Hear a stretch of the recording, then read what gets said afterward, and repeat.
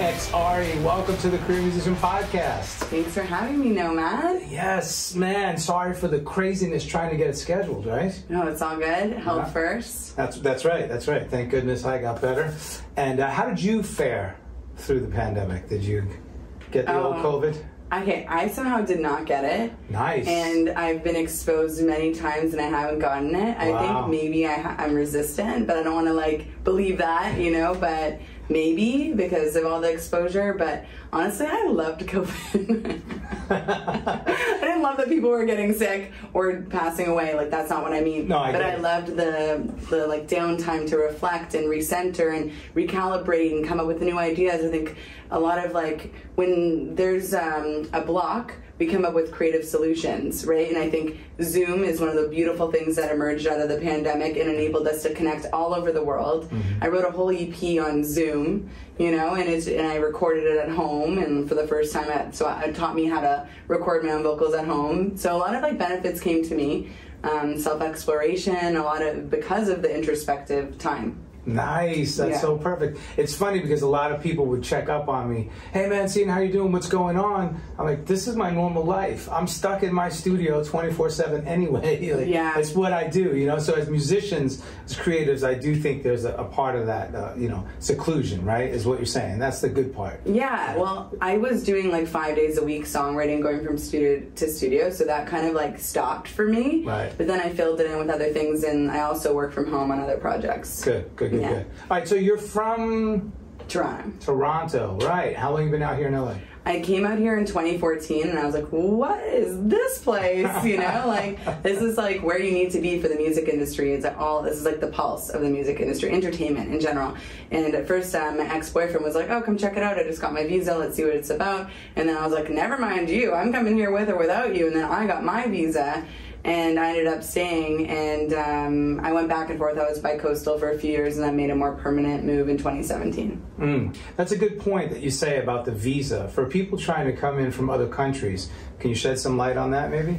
Oh, it's especially Canada? Yeah, it's really hard actually. So I'm on an O1, which is outstanding ability, which just feels really lame to say about myself. But I needed to show that there's only one me and all my credits, and that I'm needed in the city for 3 years and show proof of deal memos and contracts and a lot. The stack is this big of what you need to provide. So it's a lot of work. It's possible, but is that on a recurring cycle? You have to keep proving your case? Every 3 years until I get my green card, which hopefully I'll get next. And then how many times do you have to go through that process before you get a green card? You can go straight for your green card, but you really need to be super exceptional to go straight for the green card. So most immigration lawyers recommend go for the O1, and then if you get some really great credits under your belt, then go for the green card. Or you can also get the green card if you end up getting married to someone in the U.S., for example. So there's hopefully that'll happen to me with Anya. Oh, okay, awesome. Now Anya, where's she from? Austria.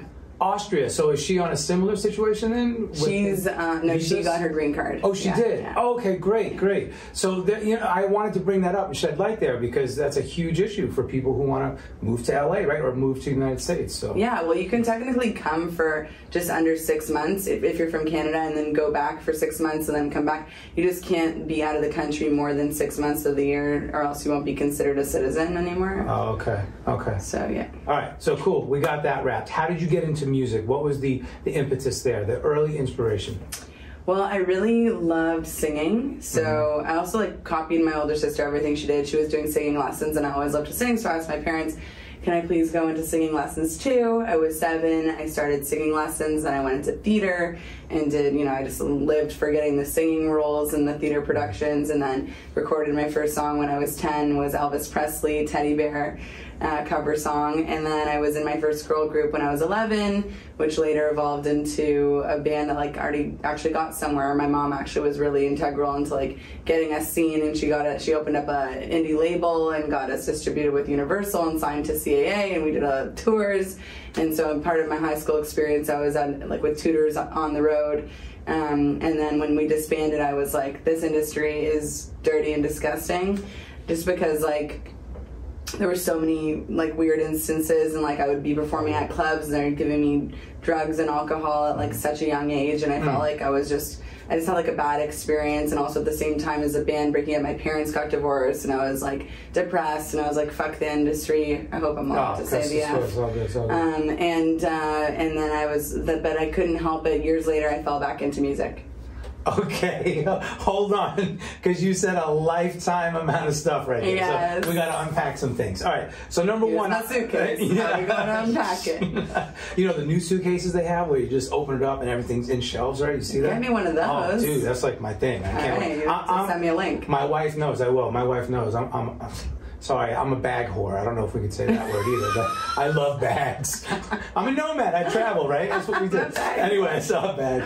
It's a suitcase. Okay. Anyway. Okay. All right. So my point is, first of all, I was going to say, parents. It's an amazing thing when you have parents who support you. My parents supported me to the end. For those of us in the music industry who don't have supportive parents, that's that's a whole nother road. But what you said about your mom spun my head. Not only did she support you, not only did she take you out getting gigs, she created her own indie label, got you distribution, and got you touring? Yeah. That's insane. Like, who does that? I know, she really That's incredible. believed in us, and just she saw how much we love music, and yeah, it was pretty amazing. That's a huge head start. Yeah, I don't think I was so young, I didn't really realize what was going on. And now as an independent artist, always making music, I haven't had that amount of success since that indie pop band, situation. But I'm such a better performer and songwriter now than I am then. But it just goes to show how important it is to have someone championing you. But that's why when I saw your art, when I saw your videos and heard your songs, you're so good because you cut your teeth the right way.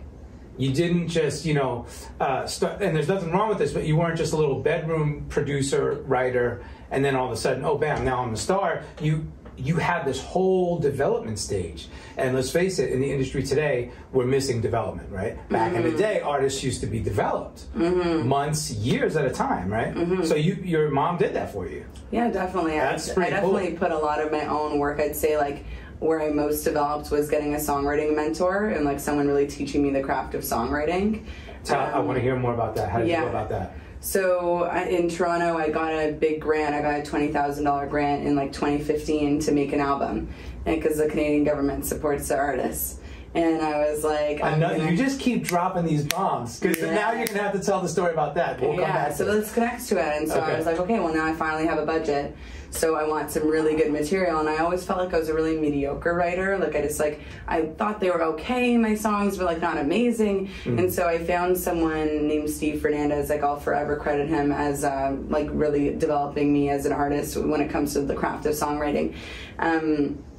He just taught me everything, how songs are lyrics, melody, delivery, production, and how you need to have at least 3 out of 4 to be amazing, and what makes great lyrics and what makes great melody and what makes great production, and how to deliver something with authenticity and in an organic way that really draws in the listener. And he just taught me everything about song analysis and then writing songs, and he really challenged me, and he kind of acted as if kind of a therapist, interpreting my story and putting it into art with me and showing me how to do that. And I've taken what I've learned from him into writing for other artists and how I treat them and bring their story alive. So now I teach songwriting workshops, and I've been a professional songwriter for a while, writing on a lot of indie projects and some label projects, but mostly emerging artists who need direction with co-writes. Incredible. All right, how did you go about seeking that grant? So there's a ton of grants. There's Factor, there's the Ontario Arts Council, the Canadian Arts Council. Those are the main 3. There's always other little things. But you basically have to get either an amazing grant writer or learn how to write a grant yourself. And it's really hard to get the grant. I applied a few times and I got it, and since then I've applied 4 or 5 times and haven't gotten it again, but I just keep trying. They're hard to get, but they're possible, and they really support marginalized communities a lot too, so that's really nice. That's excellent. So that first grant helped you get your first EP project up and running? Yes, under ARI. Yeah. Under just ARI. Yeah. Not XRI. I was ARI at that time. Before that, I was putting out music under my personal name, and I was releasing. I had another EP, and I had an album with my pop band, and I had an EP with a rock band. But this was the first time I started like my project that I'm working on now. So that was EP number 1, Tunnel Vision, and now I'm currently working on my 6th EP. 6th. Yes. That's one of the hardest words for me to say. That's a hard word to say. Sixth. So hold on a minute. Time span from EP 1 to EP 6? Wrote EP 1 in 2015, released it in 2016. Okay, so first of all, you're an overachiever. Yeah, I'm definitely type A. I love it. I can relate on the same way. I think a lot of us creatives are. But then I also know a lot of creatives who are a little less motivated. 6 EPs within an 8-year span is impressive. Thank you. So let's talk about your your production schedule. Do you plan out your quarters and your annual schedule? Do you take it by the seat of your pants? You just figure it out as you go? What's your method there? I'm inspired to write, and I write just a lot of music. So sometimes I write up to 30 songs before I pick the finals to take. So first there's the creative process, and then picking the final songs. And then when I'm close to being ready to pick the final songs, that's when I go, what's the release schedule looking like? Because there's no point in setting a release schedule if I haven't finished writing all the material. And then once I know, okay, I think I'm going to write 1 or 2 more and then make my final decision, that's when I start game planning a release. And also I have to time it with the producer, make sure that they're available and it works within their schedule to do all my recordings by a certain deadline. So I work out the deadline with the producer, and I release singles along the way. So kind of like while I'm writing my 6th EP, I've already been dropping singles from the 6th EP because I know which ones are my favorite, like that are going to make it on no matter what. So I just drop those, and then I have one of them that I wrote that doesn't feel like it fits on the EP, so I'm putting that as a single separate from the EP while I'm dropping out the singles on the EP. And then I'm gonna put out a music video in July, drop a song off the EP for Suicide Prevention Month with American Foundation of Suicide Prevention in September for Suicide Prevention Month, and then in October, near World Mental Health Day, I'm gonna release my EP because I'm all about mental health, so I try to time things to be topical.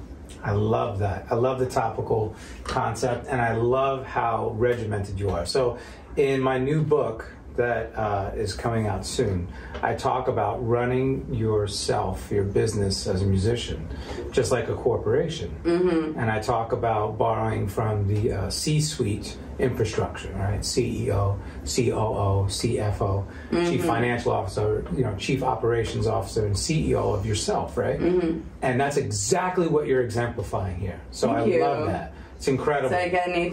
You get an A+. Not that I'm not trying to sound like I'm being like, oh. Did I pass your book? Oh my God. No, but you know what I'm trying to say. I should still read it though, right? You're gonna give me shit. All right, shit. All right. I like it. You better read it. Okay, so the reason why I bring that up, because again, so many musicians get lost in the process. It's an overwhelming field to pursue. Definitely. There's no doubt about it. And now that we have all the tools, it's even more overwhelming because now we have to do everything. Back in the day, if you did get signed, you could take a sigh of relief because you didn't have to worry about so much of what the label handled. Yes, right? You just get to be creative. If you had a manager and an agent, of course. But now it would be. Yeah, exactly. But you're doing it all. You do a really good job marketing. You do a fantastic job producing your videos. Thank you. So that's what I love about it. And I like your topical thing, creative process. Do you box yourself in? Do you say, okay, because you are going with these time-based topics, Q1, I'm just writing. Q2, I'm going to go into pre-production. How do you do it like that, or is it a little bit less rigid, a little bit more fluid? I think it's more fluid. It's just like, I'm inspired, let's write, and let's write until I feel like I have enough material that I have something to work with, you know? Love it. And I don't need deadlines, in the sense of, I just go free-flowing. I know, at least once a year I'm going to put out an EP. Usually it's in the summer. This year I decided to delay it to October, but it depends. Most of my releases have been summer or October releases. And I just know one EP a year is perfect for me, and that I could do that. I write songs in an hour and a half. So well, that's right. It's like, it's really easy for me I can make an EP in a month if I had to. I just don't want to. You know, I want to write and get the cream of the crop. Sure, sure. Well, first of all, I love how you get a big collection and then you choose. That's the right way to do it. I mean, honestly, that's been the tried and true method for eons. But then the other thing I wanted to say is, when you're connected to the muse, which I believe we all are, yes, and if you have that open channel, right, you tap in and you get it done. Tap in, yeah. All right. So listen, going back earlier when you said about, you know, you were touring, your mom got you the deal with the agency. What was it? CAA. We broke up before we got a chance to like let them do anything for us, but it was an accomplishment just to get that signed. But I want to go back to the concept that you were saying. You went on the road a little bit. You did a bunch of gigs. And you had some really bad things go down. Yeah. Talk about that. So I guess like I was the youngest in the group, and you know, it was like just not under the best influence. Like they're great girls. One's my sister, one was a friend through the band, but like, you know, they were all of age drinking, and I was the underage one, so I'd be given drinks all the time and doing drugs and just like getting messed up all the time. So you did fall prey. Yeah, and like we'd go stay at a hotel and we would like raid the, you know, the liquor, whatever, and like get wasted all the time. So it was a little bit nutty. Yeah. I got like a tattoo when I was 15 in Hawaii on tour. Wow. But like I said, you kind of cut your teeth at the same time. You kind of went a little overboard. Yeah, and I was also like depressed. I was like going through my first episode of depression. I remember on the road like crying a lot on one of the tours, and it was my first real experience with depression, you know, so. And that is really how you and I met, under that auspice of WisdoMania, right? Yes. And so now let's tie it all in. That's why we're here. And this episode is airing in May, right? For Mental Health Month. Mental Health Month. Yes. So here you go. Here's the platform. Tell us all about it. Okay, so WisdoMania Fest? Everything. Okay. Because firsthand, you were experiencing depression, and then that morphed into what you're doing now today. Definitely. It evolved into it over time, right? Yes, yeah. Okay. Well, it actually started, I'd say my mental health challenges started when I was about 8 years old. I had like severe anxiety and obsessive thinking, and then I later struggled with like eating disorders. Like I was very scared of getting fat, like at a really young age, especially because of being a figure skater, and also like some family members were a little overweight, so I thought like I'm going to be next to be fat, I shouldn't eat, and I eventually got over that. But then in high school I developed depression around the time when my parents went through a divorce, and then I just struggled in and out of depression, anxiety throughout high school, and then when I was in university I started experiencing sleep paralysis, which is a sleep disorder where you wake up paralyzed and have hallucinations. And so then I couldn't sleep, so then I got addicted to sleeping pills, and then I went to my doctor and I was like, I'm depressed all the time, probably because of the sleeping pills, was given an SSRI, ended up having a psychotic episode with the SSRI and having to file disability at school. The SSRI, what's that now? That's a serotonin reuptake inhibitor, which is like, serotonin is a neurotransmitter that is instrumental in regulating mood, sleep, and eating. And it's a big part of depression, so that's what it's supposed to do, is keep your happy chemical going. But it turns out later in life I found out I'm bipolar, or I have bipolar. I shouldn't say I am bipolar, because it's not me, I have bipolar. So because we didn't know I have bipolar at that time, it turns out SSRIs actually trigger bipolar episodes. So I was taking meds that were giving me a terrible reaction. I had to file for disability at school. I later came back and finished my thesis and wrapped up and graduated with 2 distinctions. And at that time I thought, you know what, like I was also having panic attacks in and out of the hospital. I was too scared to stay at the hospital, so I kept going and leaving, and I never got like the help I really needed. And when I finally got better, I went to a psychiatrist, and he's like, you have sleep paralysis from childhood trauma, and it's PTSD coming out in your sleep, and you have ADHD, and he's like, and maybe cyclothymia, which is a precursor to bipolar. So he put me on ADHD medication, and that really changed my life, because all of a sudden I was focusing and finishing tasks, and it also can elevate your mood, so it helped me with depression. And then So I thought that's like a one-off experience. Like, I'm never going to have an episode again, you know. Okay, I'm fine. And then years later, you know, I had another. Years later, like I was 23 and it was 6 years later. And I had an episode of depression, PTSD, mania, psychosis, and hospitalization. The psychosis happened in the hospital. And I went there with mania and was diagnosed with bipolar, and I was like, no. This is, I wasn't sleeping, this happened, and this circumstance happened, I'm not bipolar, I refuse. Just spreading yourself too thin. I just justified it with all these things, and I really found the labeling of bipolar like a death sentence. Like, I thought, this is like the end of my life, so like, no, I can't have this disorder. So I got off the meds quite quickly, and then a year and a half later had another episode, and that's when I was like, fine, I'll take the diagnosis. I have bipolar, I believe it now. And I decided to get on meds for life, which is probably what I'll need to do.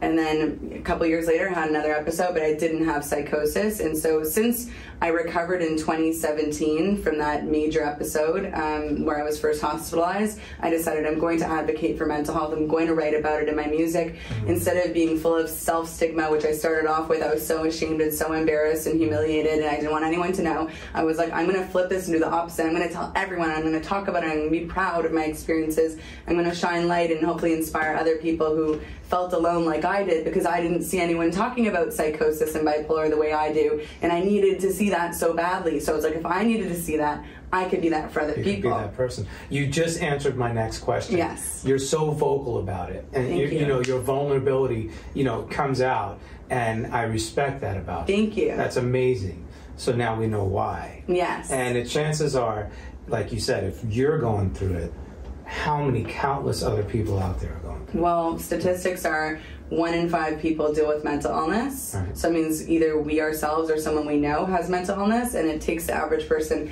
11 years to get help. So that's why it's so important to talk about it, and suicide rates are going up, especially in the LGBTQ plus and other like communities that are marginalized. There's a lot of suicide, and it needs to be reduced. And the more we talk about it, the more we normalize the conversation, the more safe spaces we have, the less people hopefully will make permanent solutions to temporary problems. And I just hope to be a small part of that change, and just breaking the stigma. And so that's one of the main reasons why I did WisdoMania Fest. So WisdoMania Fest, a mental health and arts festival. Our invite is enter with an open heart, leave with newfound wisdom. Slow that down, say it again.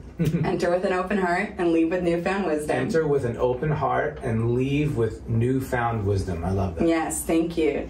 And we have self-care sessions, creative workshops, live music, comedy, film, a drag queen, everybody who's performing is part of the LGBTQ plus community. I told you recently, we just got sponsored by Spotify, which is huge for us. We've partnered with IKEA. I've really done a lot for the first year. I also founded a nonprofit called WisdoMania Foundation. So it's been a really productive year, and it's really exciting. Yeah, that's incredible. Okay, so this is your second year with WisdoMania? I'm sorry. Last year I did Mental Health Month with ARI, which was a 30-day free, month-long, like I just said, 30 days event, and it was every 4 to 5 days of the week we did an hour or two of self-care on Zoom. And I was like, okay, this is a whole lot of organizing for a whole month. And it was interesting too, because I literally just recovered from a manic episode, and then I was like, I need to do something for Mental Health Month, we need this. And so many people signed on, so many people wanted to partner and teach workshops. I thought, wow, what a community. I need to make this an in-person festival. Let's become the Coachella of wellness over time. And that's what spawned WisdoMania Fest into a 2-day condensed 16+ hour experience. Which, yeah, no one has to tune in 16 hours, but just come to whatever excites you kind of thing. Where did you blast that 30-day stint that you did? How did you get the word out for people to sign up? I mean, obviously social media, but I mean, did you pay for ads? Did you sponsorship help? I didn't at that point know anything about sponsorship, and I literally planned it in 3 weeks, so I didn't have time to get sponsors. But human resources at Warner Music Group, through one of our board members, Moti Shulman, who at that time I didn't have a board, he was just a friend, not just a friend, a great friend, and he really believes in me. So he was like, I love what you're doing, let me bring it to Warner Music. So HR invited 3,000 Warner Music Group staff. There you go. Verizon Media loved it. so they shared it on their channels with thousands of staff members at Verizon. So those two big blasts helped get the word out, and then just all the different organizations hosting their workshop would post about the event, and people would tune in. And how about now? Where are you at with getting visibility now? We have a marketing, one of our partners is a marketing agency, and they invested in doing digital marketing for us, but really that's not like we're mostly like giving away free tickets this year, to be honest, because I think a lot of people are burnt out on online events, and we realize like if we were in person, we probably would have had higher hard ticket sales. We have about like 630 registrants, is that how you say it, registrants?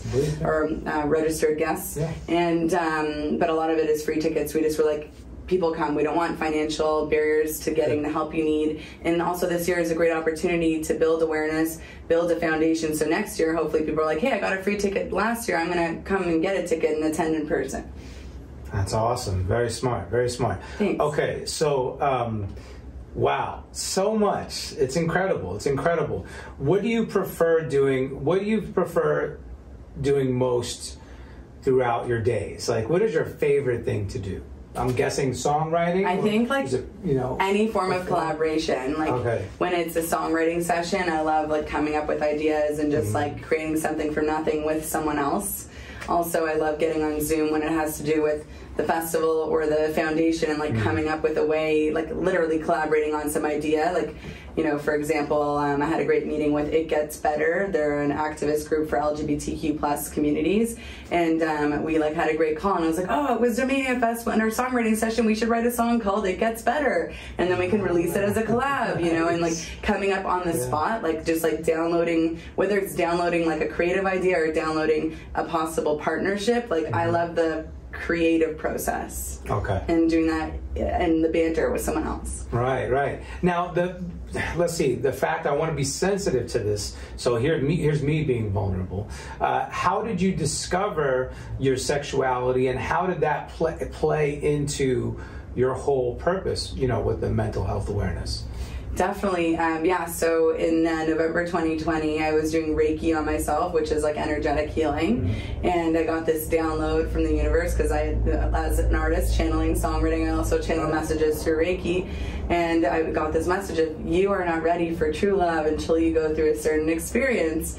And then I was like, what could that be? And then I had these like interesting conversations that had to do with sexuality and things like that, like over a couple days. And then I just had this like aha, insightful moment where I downloaded like, it's dating women. That's what I need to be open for. I was never in the closet. I never like dated women before. I never even considered the possibility. I didn't even know if I could. But I told myself, if my spirit guides and the universe, or like God, whatever you call it, for me it's like universal love, light, source energy, coming to me in my spirit guides. Every time I get a message, I always should follow it. Like I've never been wrong following my heart and following a message or an inner voice or a note from a spirit guide. Like it's never led me wrong.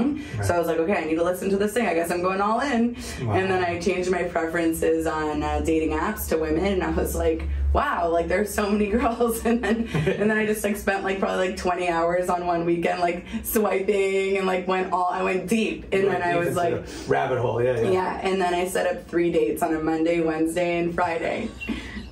Here's what I love about it. You're so methodical, and the reason why I'm laughing is because I'm the same way. I'm like regimented, even with your dating. Like, no, in 3 days I gotta knock this project out. It's not a project. I know, but it worked. It worked great. Oh yeah, so is that how you met Anya? Anya was my Friday date. Are you serious? Yeah. It totally worked.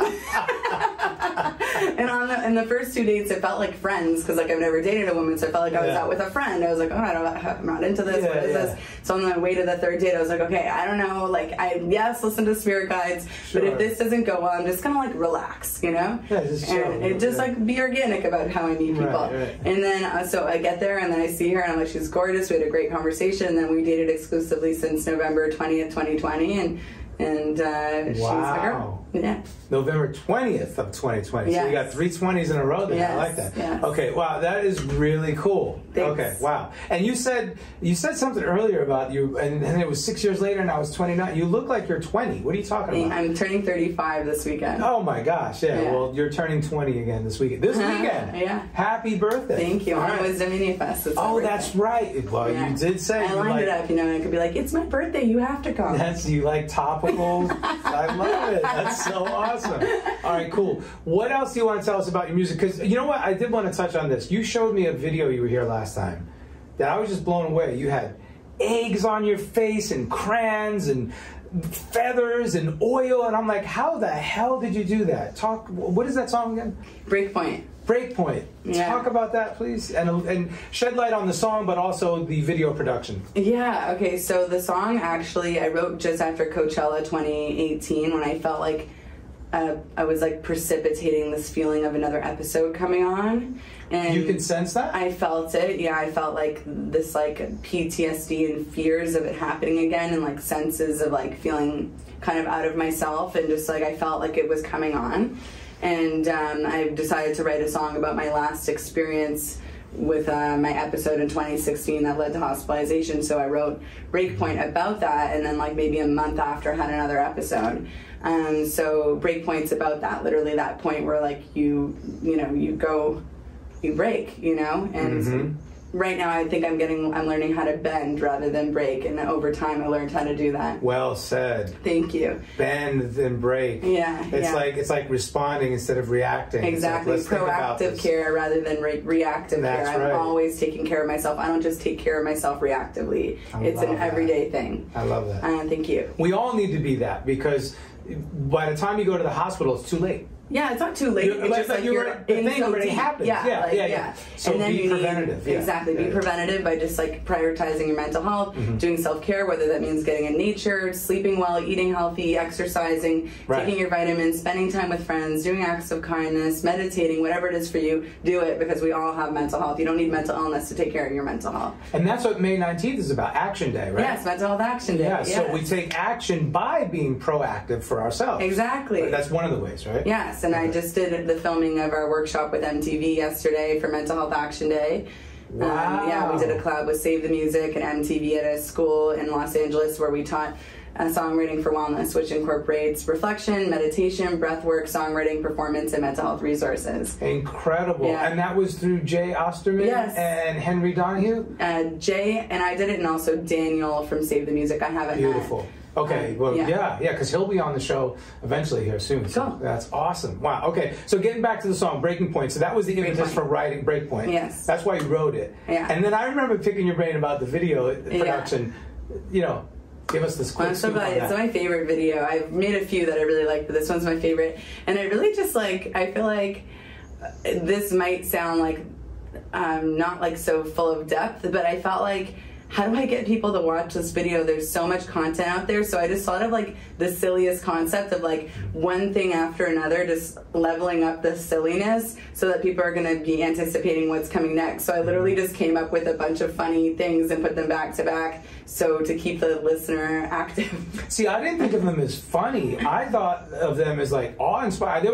They kept pulling me in, which was your goal, but in a way like, wait, what the hell is she doing now? Like, a little confusing and absurd. Bewildering. Yeah, it's a little like, you're like, what's going on? Like, and I think my vision was like, what can I do so they don't click exit, and and then I just like decided, I'll come up with a bunch of random yet kind of connected things that build on top of each other, and and then I ended up as my Ira X, my alter ego, because Ira X I changed into my drag king name Ira X because he was my alter ego on that concept EP, which was called Unify, and it was about balancing the yin and the yang of like male and female identities within oneself, which was inspired by a psychotic episode where I struggled with my identity in my gender. So I brought that into my art, and then I was a drag king at some of my shows for a little bit, and it was just so fun. That's awesome. Yeah. Like my wife says, you are an onion with many, many layers. I don't smell too much. No, you don't smell.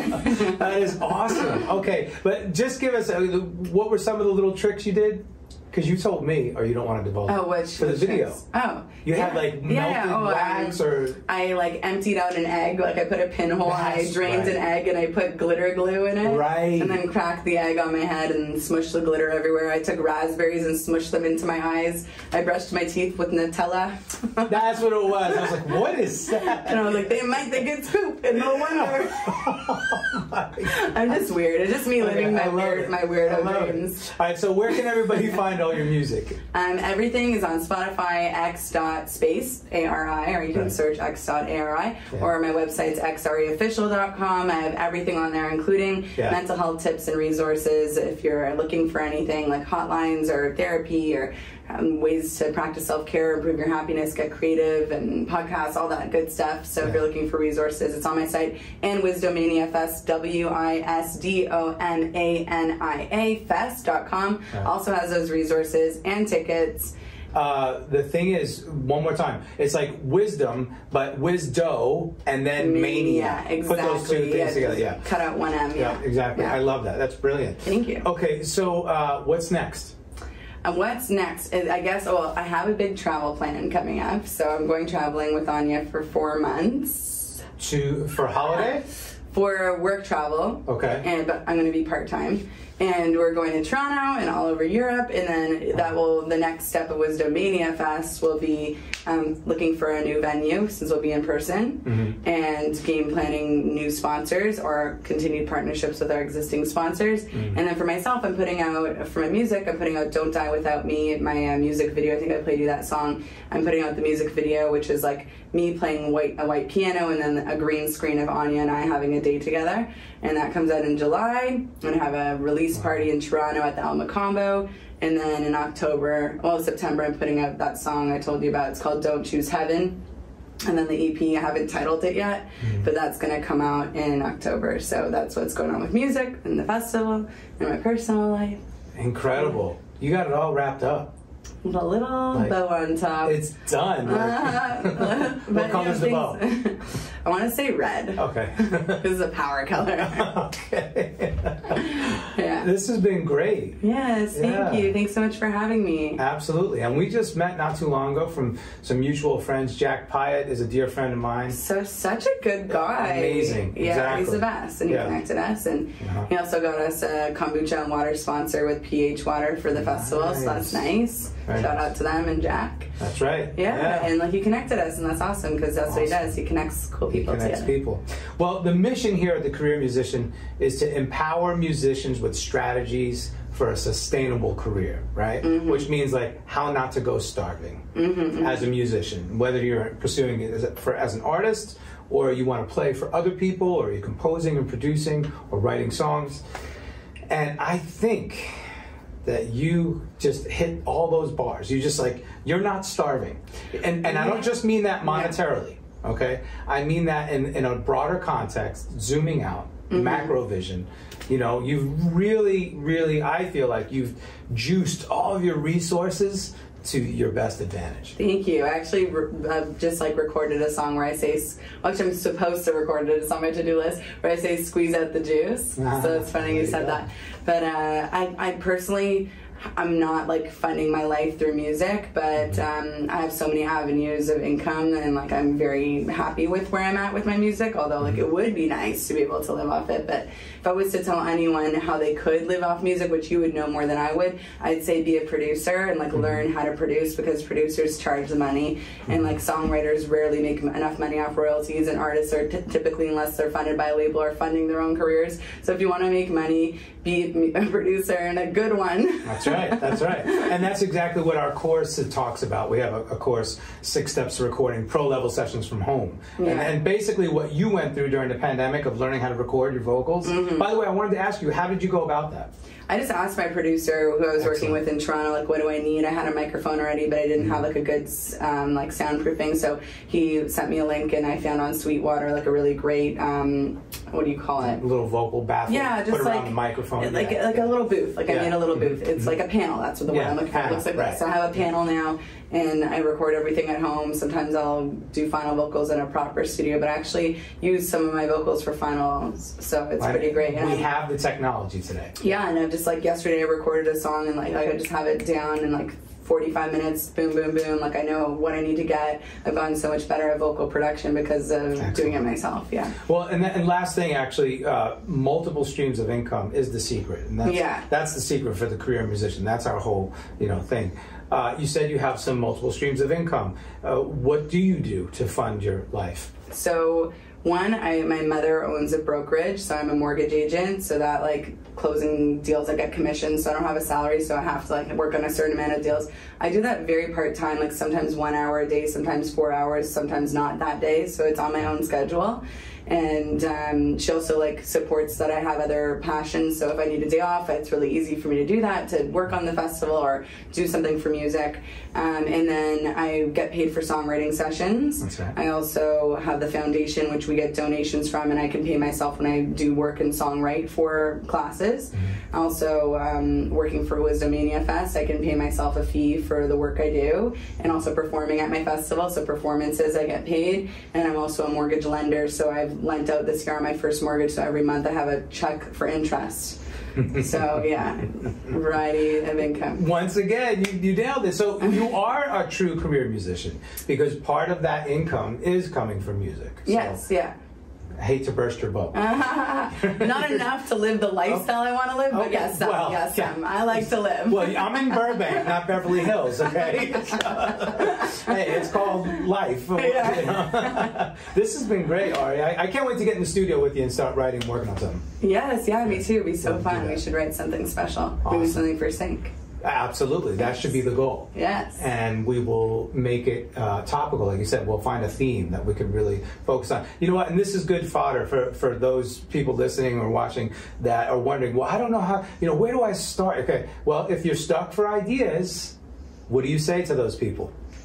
Live life. Because honestly, don't force it. If you're stuck on ideas, just like go live a little and have an experience that inspires you to write. That's it. And then it'll happen. Totally. There you go. Yeah. Thank you so much for coming to the Career Musician. Thank you so much for having me, Nomad. Absolutely. I think we should do a hug. Oh, yes. All right. Yay. Awesome. And we got our blocking right. So everything is just right, right? You felt good about that? Shouldn't go this. Just don't, yeah, and we're both like sitting up straight. I'm just like rolling the shoulders back. The whole time. This is good for a